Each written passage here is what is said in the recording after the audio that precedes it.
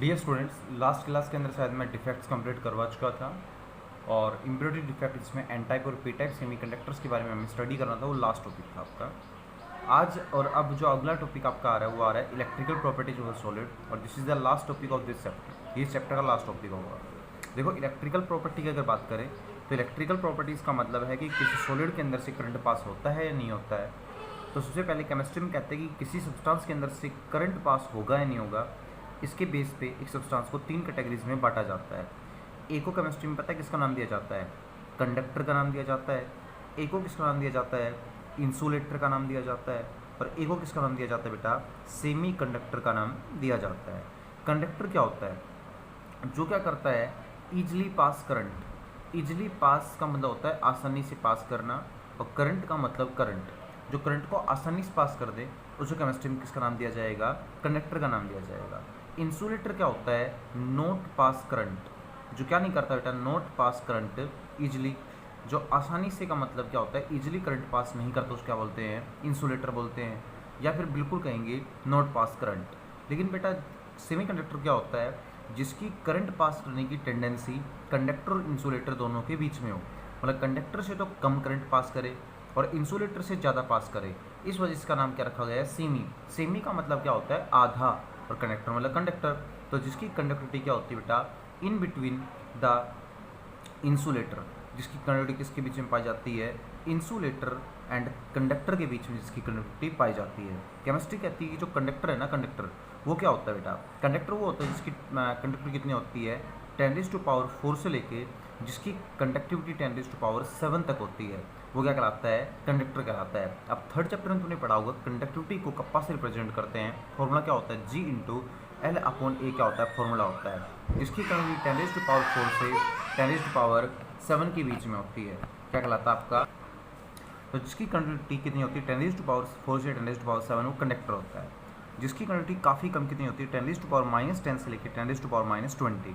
अब तुम्हें पता है कि 10⁻10 या 10⁻20 काफ़ी कम वैल्यू है, तो जिसकी कंडक्टिविटी काफ़ी कम होती है क्या कहलाता है, इंसुलेटर कहलाता है।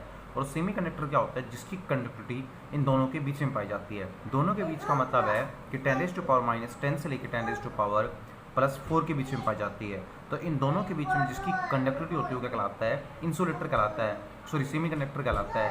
कंडक्टर आपने थर्ड चैप्टर में पढ़े होंगे, दो टाइप के होते हैं। एक को केमिस्ट्री में क्या बोलते हैं, मेटालिक, एक क्या बोलते हैं, मेटालिक कंडक्टर बोलते हैं।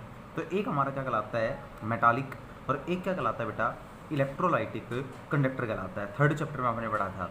मेटालिक कंडक्टर वो होता है जो किससे मिलकर बने होते हैं, पहली बात तो मेटल से मिलकर बने होते हैं, और जिसमें करंट किसके फ्लो के कारण पास होता है, इलेक्ट्रॉन्स के फ्लो के कारण करंट पास होता है, उनको बोलते हैं मेटालिक कंडक्टर बोलते हैं। लेकिन इलेक्ट्रोलाइटिक कंडक्टर की अगर बात करें तो जो सॉल्यूशन से मिलकर बने होते हैं, सिर्फ लिक्विड की स्टेट में ही क्या कर पाते, करंट को पास कर पाते हैं, और आयंस की वजह से करंट को पास करते हैं, उनको क्या बोलते हैं, इलेक्ट्रोलाइटिक कंडक्टर का नाम दिया जाता है। तो ये मेटालिक कंडक्टर, ये क्या है, इलेक्ट्रोलाइटिक कंडक्टर हैं।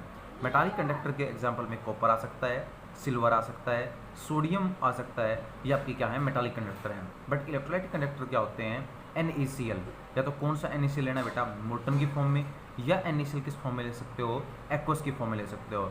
आपके पास हो सकता है लेड ब्रोमाइड लिक्विड की फॉर्म में, आपके पास होता है सल्फ्यूरिक एसिड लिक्विड की फॉर्म में। मतलब जो सॉल्यूशन होते हैं ना, जो लिक्विड की फॉर्म में होते हैं, उनको बोलते हैं इलेक्ट्रोलाइटिक कंडक्टर। वो आयंस की वजह से करंट पास करते हैं।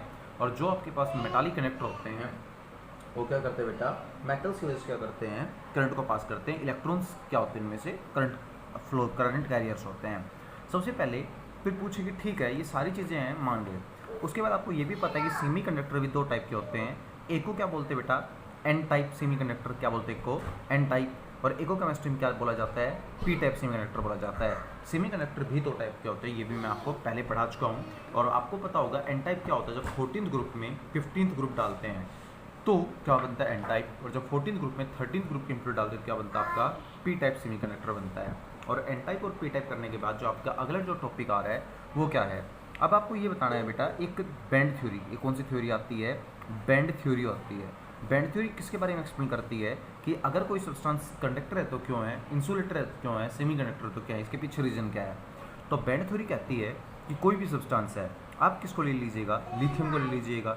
लिथियम का एटॉमिक नंबर कितना होता है, 3, तो इलेक्ट्रॉन कॉन्फिगरेशन कितनी होगी, 1s2 2s1 होगी।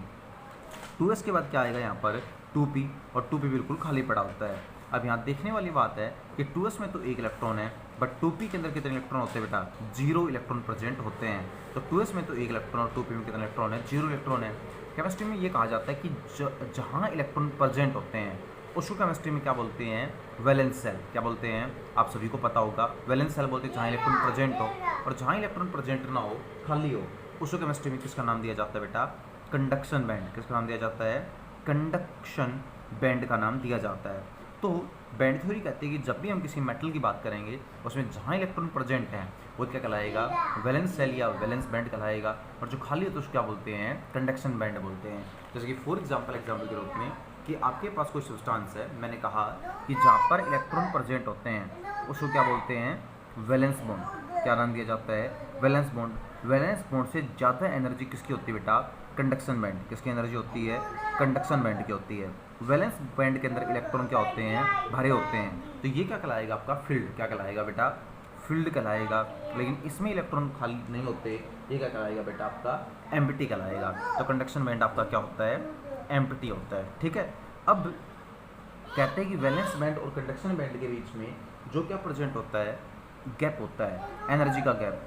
उस एनर्जी के गैप को पता है क्या नाम दिया जाता है? Forbidden gap. क्या बोलते हैं उस गैप को? फोरबिडन गैप बोलते हैं। तो अगर आपसे कोई पूछे कि वैलेंस बैंड और कंडक्शन बैंड के बीच में जो एनर्जी का गैप होता है उसको क्या बोलते हैं? फोरबिडन गैप बोलते हैं। अब अगर आपसे कोई पूछे सर बताओ कंडक्टर के अंदर क्या होता है, तो कंडक्टर के अंदर ये कहा जाता है कि वैलेंस बैंड और कंडक्शन बैंड के बीच में गैप ना के बराबर होता है। मतलब ये आपका हो गया वैलेंस बैंड, ऊपर क्या हो गया? कंडक्शन बैंड, और दोनों के बीच में एनर्जी का जो गैप है वो ना के बराबर, मतलब एक दूसरे के अंदर दोनों क्या होते हैं? अच्छी तरह से मिले होते हैं। भाई वैलेंस बैंड में इलेक्ट्रॉन होते हैं तो ये क्या होता है? फील्ड रहता है। कंडक्शन बैंड में इलेक्ट्रॉन नहीं होते, ये क्या होता है? एम्प्टी होता है। जैसे इलेक्ट्रॉन क्या करते हैं? केमिस्ट्री कहती है वैलेंस बैंड से निकलकर, जैसे इलेक्ट्रॉन वैलेंस बैंड से निकलकर कंडक्शन बैंड में जाते हैं, कोई भी सब्सटेंस क्या करता है? करंट को पास कर देता है। अब जब कंडक्टर में वैलेंस और कंडक्शन बैंड के बीच में कोई गैप ही नहीं है, दोनों एक दूसरे के अंदर अच्छी तरह से मिले होते हैं, तो इलेक्ट्रॉन आसानी से जंप करके क्या हो जाएंगे बेटा? चले जाएंगे। सोचने वाली बात, अगर इलेक्ट्रॉन आसानी से जंप करके चले गए तो आसानी से करंट पास होगा, और ज़्यादा करंट पास होगा क्या कहलाएगा? कंडक्टर। क्या कहलाएगा? कंडक्टर कहलाएगा। ठीक बात है। लेकिन अगर मैं बात करूं इंसुलेटर की, किसकी बात करूं?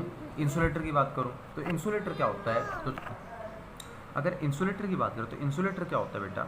यहाँ पर आपका कौन सा बैंड होता है? Valence band. मैंने कहा था वैलेंस बैंड वो होता है जिसमें इलेक्ट्रॉन प्रेजेंट होते हैं, और ये आपका कौन सा बैंड होता है? कंडक्शन बैंड, जो बिल्कुल एम्प्टी होता है। जब भी इलेक्ट्रॉन क्या करते हैं? वैलेंस बैंड से निकलकर कंडक्शन बैंड के अंदर जाते हैं तभी करंट पास होता है। अब वैलेंस बैंड और कंडक्शन बैंड के बीच में गैप देखो, गैप को क्या नाम दिया जाता है? फोरबिडन गैप का नाम दिया जाता है। अब बात है कि फोरबिडन गैप इतना ज़्यादा है कि इलेक्ट्रॉन जल्दी से क्या नहीं कर पाएंगे?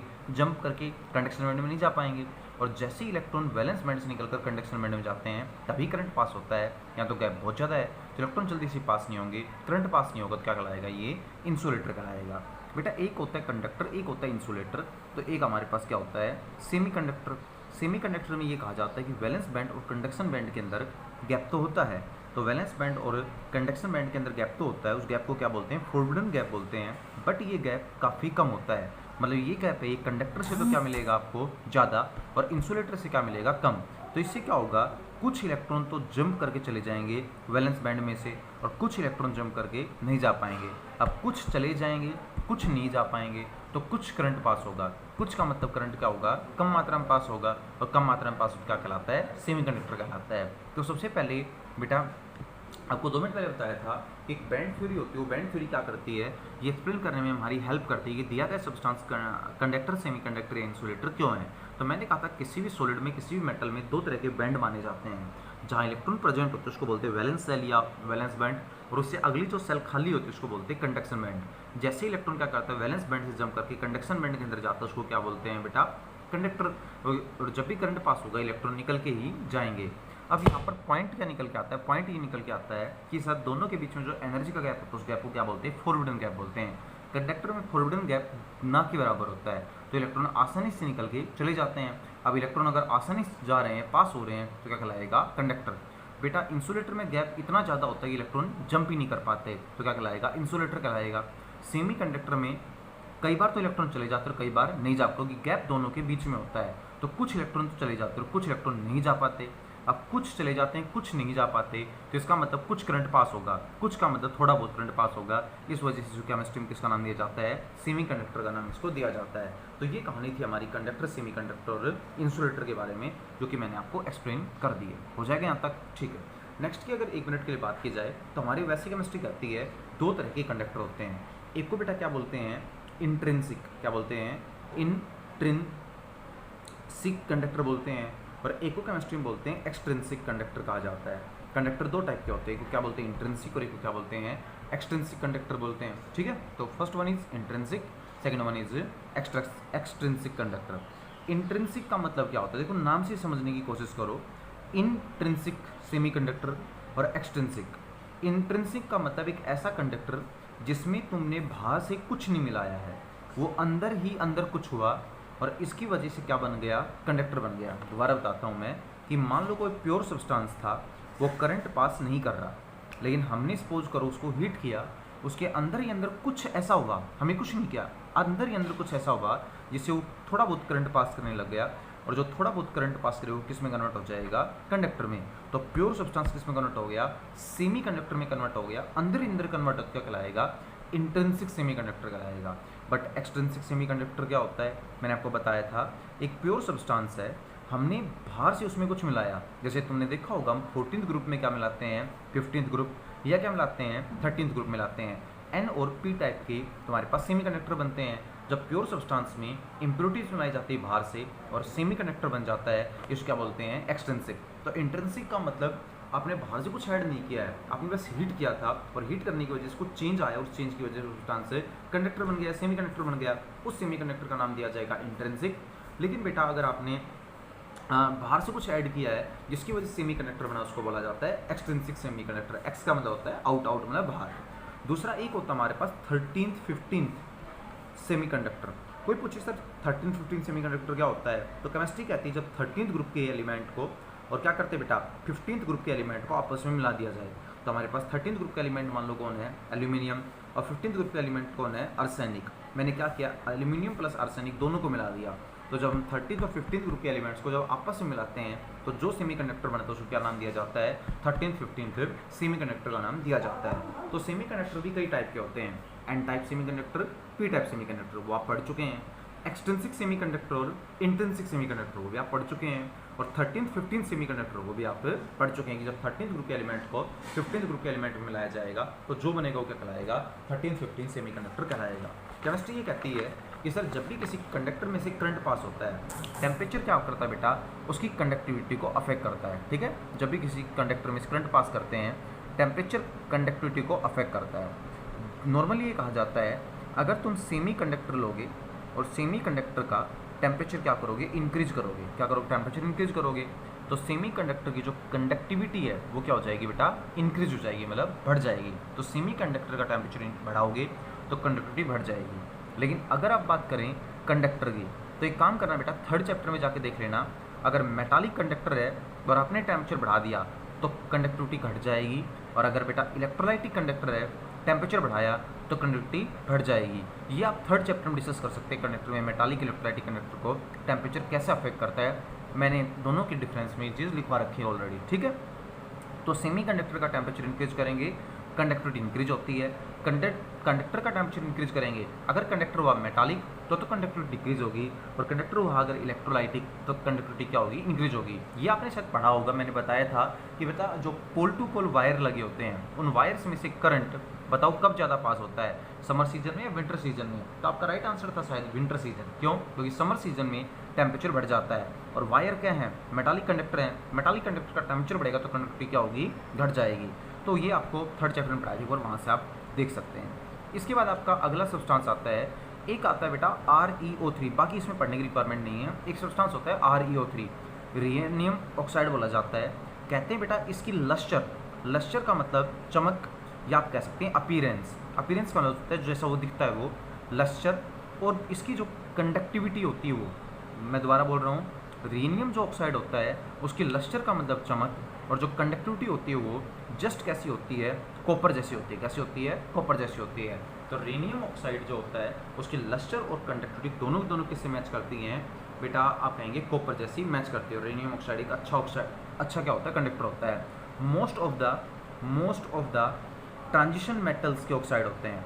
ट्रांजिशन मेटल तो समझते होंगे आप, डी ब्लॉक एलिमेंट, इनके जो ऑक्साइड होते हैं वो सारे क्या होते हैं, गुड कंडक्टर ही माने जाते हैं। तो रेनियम एक ट्रांजिशन मेटल है, तो इसका ऑक्साइड भी क्या होगा, गुड कंडक्टर होगा। इसकी चमक, अपीयरेंस और जो भी आपकी कंडक्टिविटी हो जस्ट कॉपर से मैच करती है।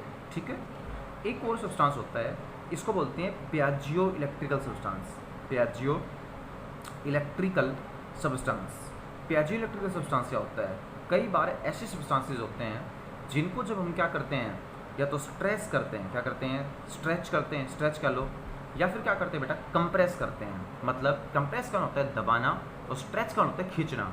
जब क्या करते हैं, तो इसको स्ट्रेच कंप्रेस करते हैं या फिर क्या करते हैं, स्ट्रेच करते हैं, तो ये करंट को जनरेट करते हैं।